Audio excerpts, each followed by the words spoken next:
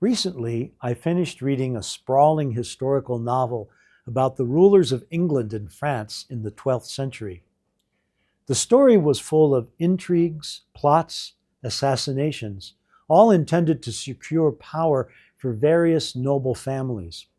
And the common folk bore the results of this manipulation. War and the resulting famine cost thousands of lives over nearly 2 decades.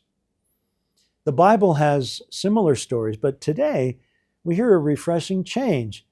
In our first reading, King Saul is pursuing David, who's a threat to Saul's reign. But David sneaks into Saul's tent at night, and with the chance to slay his rival, David instead spares Saul's life.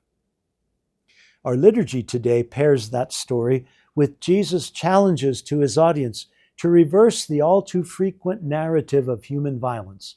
Love our enemies instead of hating or cursing them. Resist retaliation over evils done to us.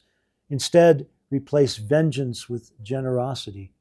Lend money without expecting a return. Stop judging or condemning others, substituting forgiveness instead. Imagine how human history would be different, even in our own 21st century, if people lived by these commands of Jesus. Sadly, we don't see them posted on civic buildings or forming a part of the grand speeches of leaders around the world, except for our Holy Father.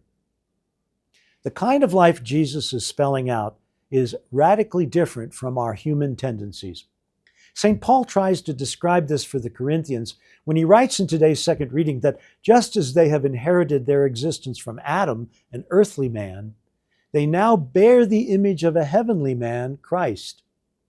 Paul adds, just as we have borne the image of the earthly one, we shall also bear the image of the heavenly one.